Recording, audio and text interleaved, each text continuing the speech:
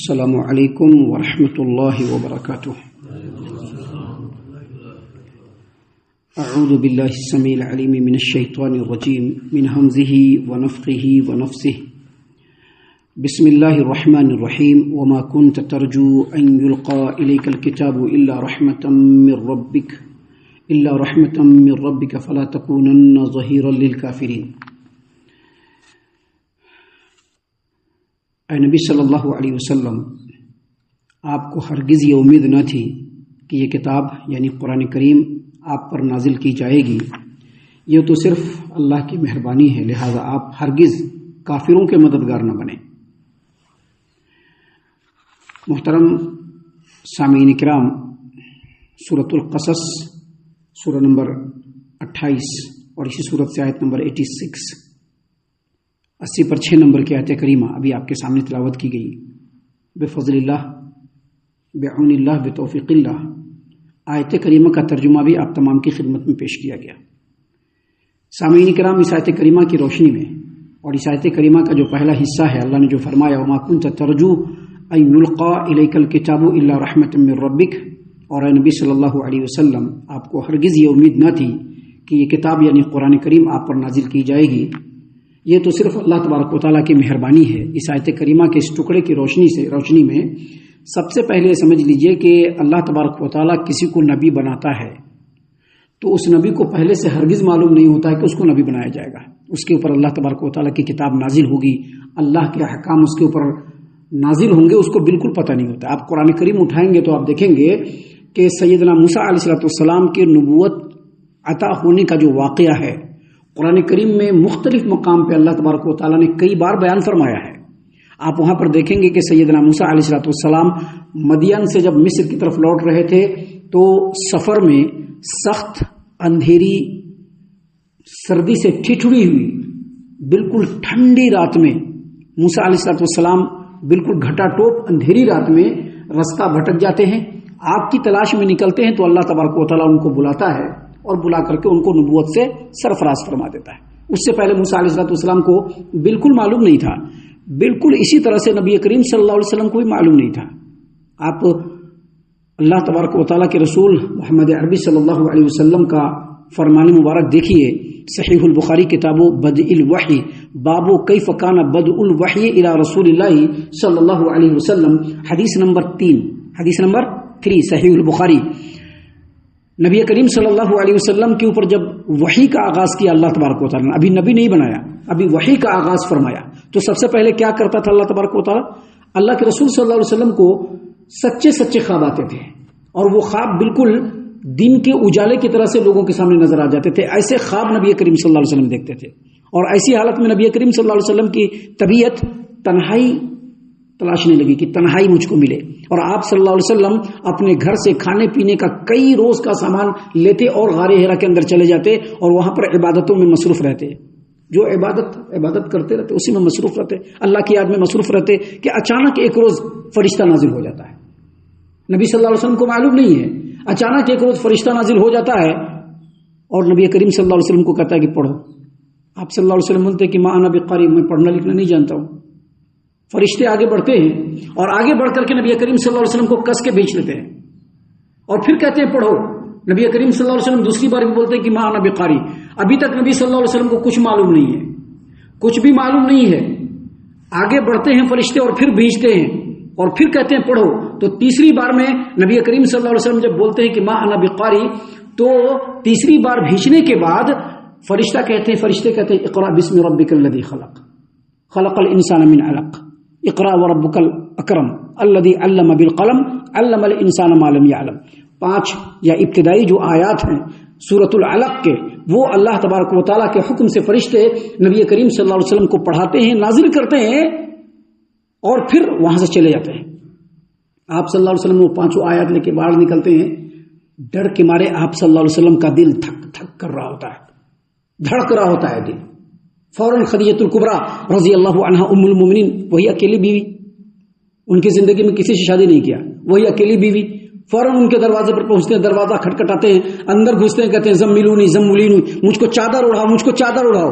نبی کریم صلی اللہ علیہ وسلم کو جب چادر اڑا دیا جاتا ہے تو آپ صلی اللہ علیہ وسلم کا ڈر کچھ کم ہوتا ہے. تو پھر سیدہ ام المومنین خدیجہ الکبریٰ رضی اللہ عنہا کو غار حرا کا پورا واقعہ سناتے ہیں اور اس کے بعد کہتے ہیں کہ لقد خشیت علی نفسی، مجھ کو لگتا ہے کہ میری جان کو خطرہ ہے، میں مر جاؤں گا، کچھ ہو جائے گا مجھ کو اپنی جان کا ڈر ہے.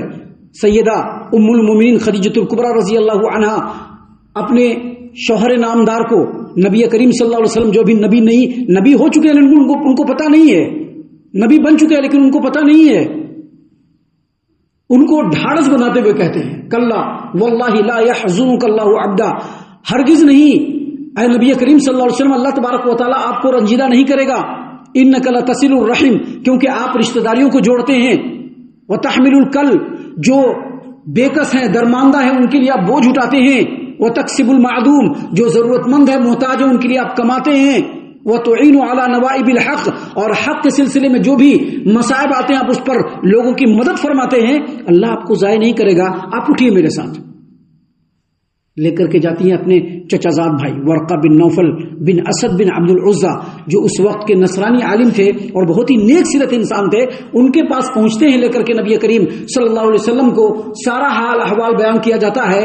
تو ورقہ بن نوفل کہتے ہیں کہ یہ وہی فرشتہ ہے جو موسیٰ علیہ الصلوۃ والسلام کے پاس آیا تھا. اس وقت نبی صلی اللہ علیہ وسلم کو پتہ چلتا ہے کہ وہ نبی بنا دیے گئے.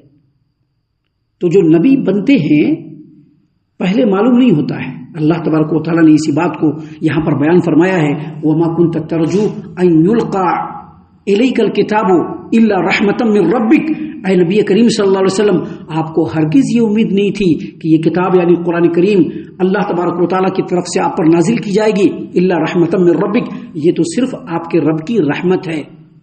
یہ پہلی بات سمجھ لیجیے. دوسری بات یہاں پر یہ سمجھیے کہ جو نبی ہوتے ہیں نا، جو بھی نبی ہوتے ہیں، جتنے بھی انبیاء، جتنے بھی رسول اس روئے زمین پر آئے ہیں، وہ اپنے وقت کے سب سے بہترین انسان ہوتے ہیں.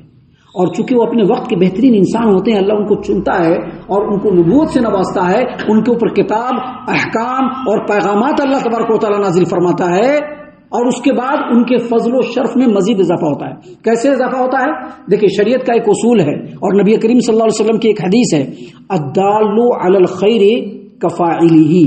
اگر کوئی آدمی کسی کو خیر کی طرف رہنمائی کرتا ہے، نیکی کی طرف رہنمائی کرتا ہے، بھلائی کی طرف رہنمائی کرتا ہے، تو رہنمائی کرنے والا نیکی کرنے والے کی طرح سے ہی ہے. بھلائی کرنے والا، بھلائی کی رہنمائی کرنے والا اگر کسی کو کوئی نیکی کی طرف رہنمائی کرتا ہے، بھلائی کی طرف رہنمائی کرتا ہے، تو وہ بے عین ہی ویسے ہی ہے جیسے نیکی کرنے والا. مطلب یہ کہ جب کسی کو کوئی نیکی کی طرف رہنمائی کرتا ہے اور وہ آدمی نیکی کرنے لگ جاتا ہے، تو جو اجر و ثواب اس نیکی کرنے والے کو ملتا ہے، رہنمائی کرنے والے کو بھی وہی اجر و ثواب ملتا ہے. اب اس روئے زمین پر جتنے بھی انبیاء آئے، ان کا کام کیا تھا؟ لوگوں کو نیکی کی طرف رہنمائی کرنا. اب ان کی امت کے لوگوں نے جو بھی نیکی کے کام انجام دیے، ان تمام کا اجر و ثواب کس کو ملا؟ نبی کو ملا. اور ہمارے نبی کریم صلی اللہ علیہ وسلم، ان کی امت کے لوگوں کی تعداد تمام امتوں سے زیادہ، لہذا آپ کی امت میں جتنے بھی نیکی کرنے والے ہیں سب کا اجر و ثواب کس کو مل رہا ہے؟ نبی کریم صلی اللہ علیہ وسلم کو. اس حساب سے آپ صلی اللہ علیہ وسلم جتنے بھی انبیاء ہیں ان تمام میں سب سے افضل اور سب سے اشرف،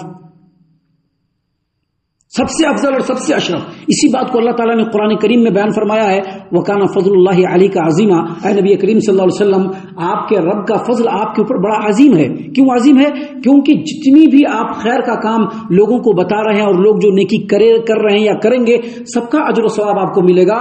اور اللہ نے جو آپ کو نبی بنایا، فضل و شرف سے نوازا، آپ کو جو اتنا بڑا مقام دیا، آپ کو اس کے بارے میں اس سے پہلے پتا نہیں تھا. یہ صرف آپ کی آپ کے رب کی رحمت اور مہربانی ہے. فلا تکونن ظہیرا للکافرین. اب یہ آخری بات ہے جو نبی کو سمجھایا جا رہا ہے اس آیت کریمہ میں، جو اصل میں سمجھایا جا رہا ہے. کیا سمجھایا جا رہا ہے؟ فلا تکونن ظہیرا للکافرین. جو کافرین ہیں، جو انکار کرنے والے ہیں، جو کافرین ہیں، جو انکار کرنے والے ہیں، آپ ان کے مددگار نہ بنیں. مطلب کیا؟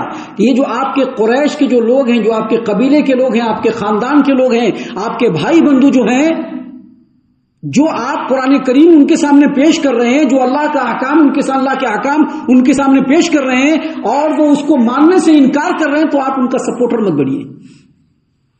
آپ ان کا سپورٹر مت بنیے. آپ کے سپورٹ، آپ کی حمایت، آپ کی نصرت کے اصل حقدار وہ لوگ ہیں جو حق کی راہوں پر گامزن ہیں، جو حق کے رستے پر چل رہے ہیں، جو صراط مستقیم پر چل رہے ہیں. لہذا نہ تو آپ اپنے ان خاندان، کنبے، قبیلے کے لوگوں میں اپنے آپ کو شمار کیجئے اور نہ ہی ان کا کسی بھی طرح سے کوئی سپورٹ کیجئے. آپ ان کو دعوت دیجئے لیکن سپورٹ بالکل مت کیجئے.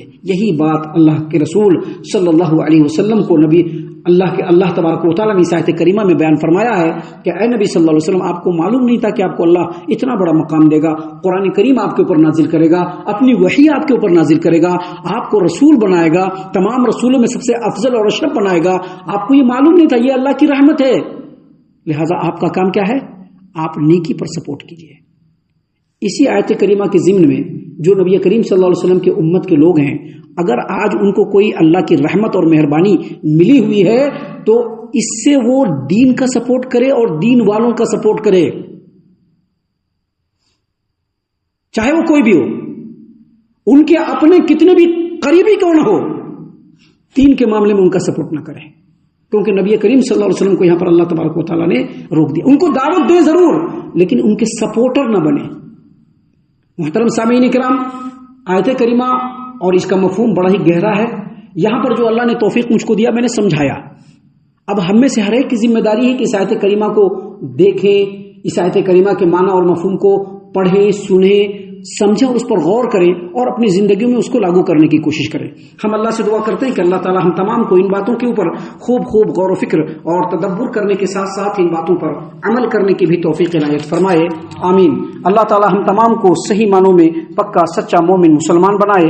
اللہ اور اس کے رسول صلی اللہ علیہ وسلم کی اطاعت و فرما برداری کرنے والا بنائے. صحابہ کرام رضی اللہ عنہم کے طریقے پر چلنے والا بنائے. جنت الفردوس میں جگہ عطا فرمائے. اے اللہ ہم تمام کو جہنم سے پناہ دے. اے رب العالمین ہم تمام کو جہنم سے پناہ دے. اے مالک الملک ہم تمام کو جہنم سے پناہ دے. آمین یا رب العالمین. وما علینا الا البلاغ المبین. تبارك الذي نزل الفرقان على عبده ليكون للعالمين نذيرا.